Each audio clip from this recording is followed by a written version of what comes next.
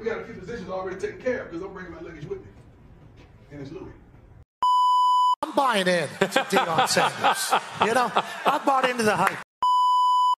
Deion Sanders and co., they have punched their ticket to bowl eligibility. If you follow sports, then you know who Deion Sanders is, and you know how good of a job he is doing this year at Colorado. For the past season and a half, Deion Sanders has been the talk of college football, and he's been the face of college football. He's been everywhere. He's had College Game Day come to Boulder, Big Noon Kickoff come to Boulder. He's been featured on Nightcap, and even some people that don't even care about college football has tuned in to watch Colorado because of Deion Sanders. We talking about people with the status of Kevin Durant, Carmelo Anthony, Cameron, Cayenne Anthony, all the way to people that just work regular 9-to-5s. So in today's video, I want to talk about how Deion Sanders brought Colorado from being irrelevant to being the most talked about college football program in the past 2 seasons.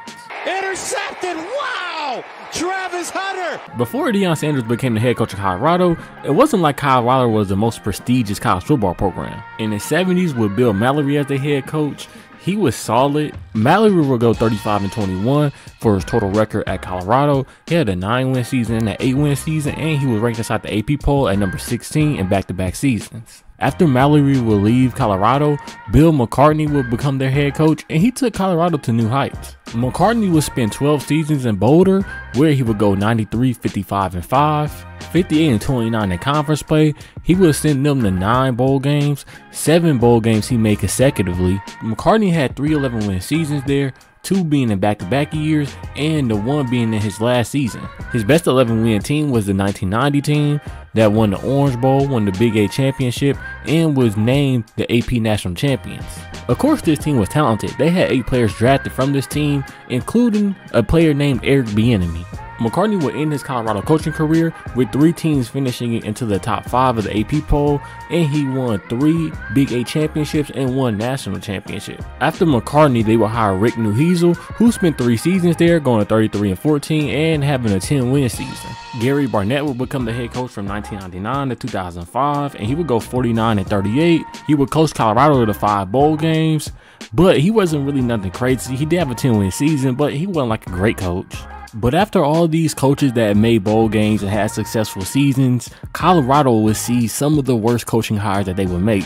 After all these successful coaches, Colorado will hire Dan Hawkins, who will go 16-33 from 2006 to 2010, and he would make 1 bowl game, but he would lose that bowl game. And after Hawkins, it didn't get no better because they hired John Embry, who was absolutely terrible, going 4-21 in just his 2 years of coaching, including putting up a 3-10 season and a 1-11 season. Colorado thought they had their future head coach after hiring Mike McIntyre, who in his first 3 seasons didn't even make a bowl game. But in his 4th season, he coached Colorado to 10 wins. He won Pac-12 Coach of the Year. They made it to the Alamo Bowl, and they ended the season ranked in the top 25. Colorado thought they had their guy. They really did. They signed him to a 5-year extension in that offseason, but after that, it was downhill once again. In 2017, McIntyre and Colorado was not able to repeat the success from the previous season as they went 4-8. On top of that, they only had 2 wins in conference play.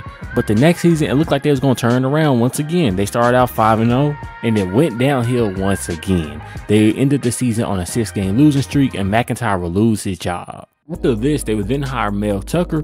It would look like it was going to be the future of Colorado as their head coach, and he signed an extension after going 5-7 in his first season, but then he resigned because Michigan State offered him a contract much bigger. Colorado then offered a contract to Carl Dorrell, who accepted the job, and he was a head coach at UCLA before this back in the 2000s, where he won Pac-12 Coach of the Year. And he once again won Pac-12 Coach of the Year after he led Colorado to a 4-2 record in the 2020 season, which was a really weird season in college football. Once again, the next season they had 4 wins, but they had 8 losses. Then the season after that, they started out 0-5, and then Dorrell would get fired. And all of these firings will lead to one man getting hired, that being Deion Sanders, or as some people know him as Coach Prime. Now, we all know who Coach Prime was as a player, the greatest cornerback to ever play the game, but we saw how good of a head coach Coach Prime could be when he became the head coach at Jackson State. In his first season, he went 4-3. After that, he went 11-2 and 12-1. Another impressive thing was that his teams made the Celebration Bowl in back-to-back seasons. And the players that Deion Sanders was able to recruit to get to play for Jackson State was honestly crazy. Now, Shedeur and Shiloh playing for Jackson State was kind of a gimme. We've seen that story before where the two sons or the son follows the dad. But nobody was expecting Deion Sanders to pull a rabbit out of his hat and land #1 recruit Travis Hunter. Hunter was an elite two-way athlete playing wide receiver and cornerback in high school. Hunter did the exact same thing at Jackson State, and he was going to do the exact same thing at Colorado. Deion wasn't just bringing Shiloh, Shedeur, and Travis Hunter with him. He was also bringing Jimmy Horn Jr., Xavier Weaver, and 5-star #1 corner in his class, Cormani McClain. Because I'm bringing my luggage with me, and it's Louis. Indeed, the luggage was Louis, but Coach Prime wouldn't start his tenure in Colorado without a little bit of controversy. There were rumors that some players that were at Colorado before Coach Prime and entered the transfer portal wasn't able to get their film. Now, those things resolved themselves. Some of it just blew over. And then the season started as Colorado had to play TCU in week 1. This was a TCU team that was just a couple of months removed from playing in the national title game, and they lost some key players, but it was a formidable opponent. Colorado ended up winning the game 45-42 in a crazy shootout. Shedeur had over 510 yards passing, and Travis Hunter had that crazy diving interception. After the TCU win, they then had to play Nebraska, in which Big Noon Kickoff came to this game, and this game was really crazy televised. What also made this game a little bit better was that this was an old Big A rivalry, but Colorado would actually end up winning this game in blowout fashion, as Nebraska had a real sloppy game. I believe they had like 4 turnovers that game. So Colorado was now 2-0, and they are not the best team in college football, but man, they're the most talked about team in college football at this time. I remember I posted like 2 videos around this time, and they got both, I believe, over 500 views, which I just started posting around that time during my channel, so I was still a small YouTuber. Now Colorado had to play Colorado State, in which you had some controversial comments made by Colorado State head coach before this game. Colorado will win this game 43-35 in a crazy overtime thriller, but reality would soon set in as they had to play Oregon the week after. And if you watched Colorado the first 3 weeks, then you would know that they had no defense, and Oregon was one of the best offensive teams last season. Oregon beat them dudes 42-6, and Dan Lanning before the game had that famous soundbite. The Cinderella story is over, man.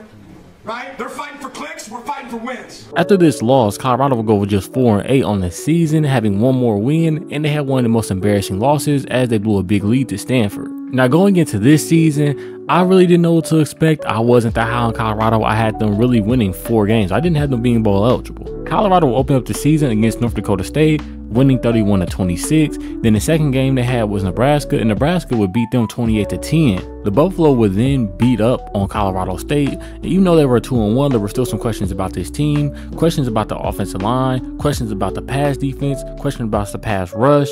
But after that Colorado State week, some things would change as they would beat Baylor in crazy fashion after Shedeur completed a Hail Mary. And right now, Colorado is sitting at 6-2. They're now bowl eligible for the first time in a couple of years. And their only 2 losses that came against Kansas State and Nebraska. And the way it's looking right now, if some things fall in place, Colorado could potentially play in the Big 12 championship game. As you can see, Coach Prime built this team up to be one of the most dangerous teams in the country with one of the best offenses in the country. But that's all for this video.